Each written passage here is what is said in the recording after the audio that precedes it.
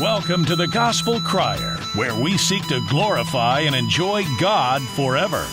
Now, here is your host, Brian Albert.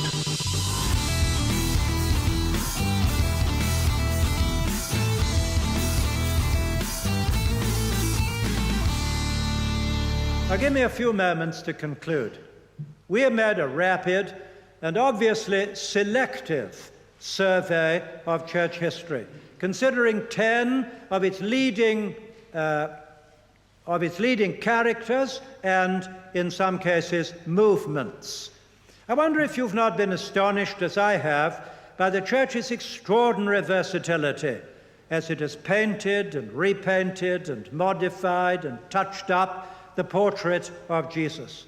It is in this sense that I venture to call him the ecclesiastical Jesus.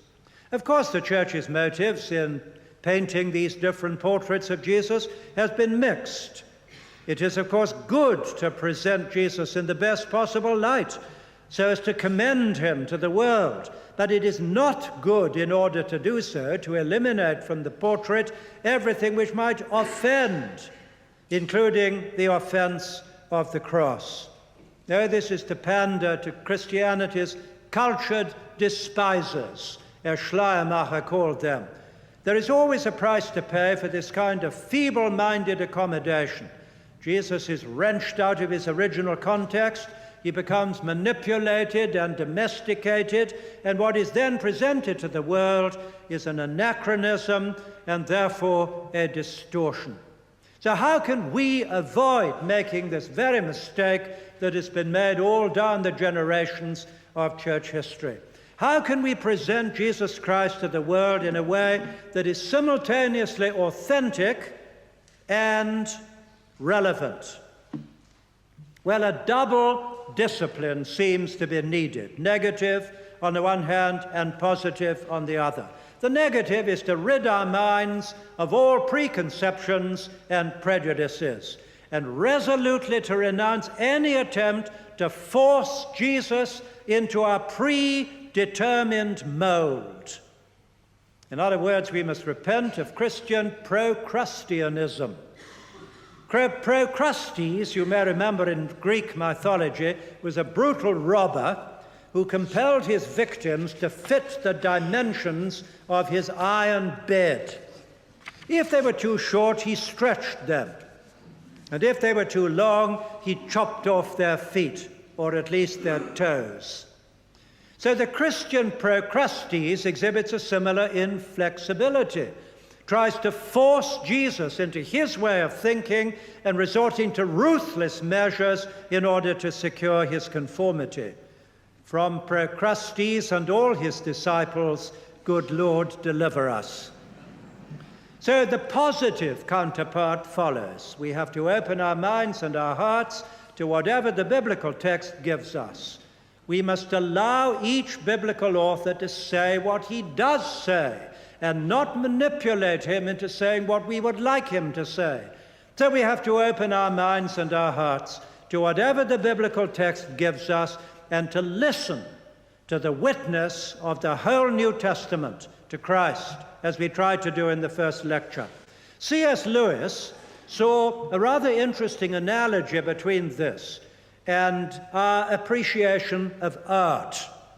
He wrote, "We must look and go on looking until we have certainly seen exactly what is there in the picture.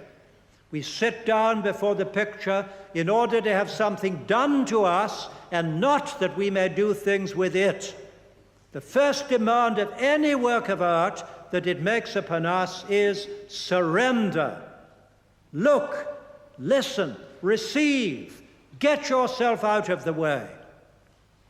This double discipline, negative and positive, is never more necessary than in evangelism.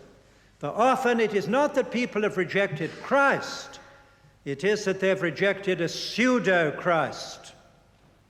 Dr. Peter Kuzmich, president of the Evangelical Theological Seminary in Osijek in Yugoslavia, has put it in this way: we must renew the credibility of the Christian mission. Missions and evangelism are not primarily a question of methodology, money, management, numbers, but rather a question of authenticity, credibility, and spiritual power.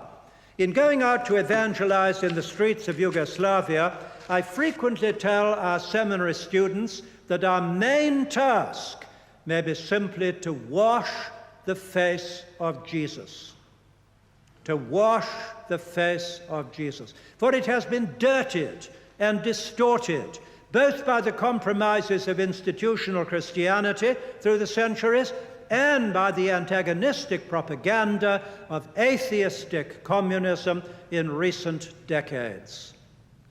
So, by close attention to the witness of the New Testament, and in the interests of evangelism, hopefully our vision of the authentic Jesus will continue to clarify. At all events, however blurred our vision of Jesus may be now, we have been promised that when Christ appears in glory, we shall see him not as we would like him to be, not as other people have forced him to be, but we shall see him as he is, the authentic, incomparable Jesus.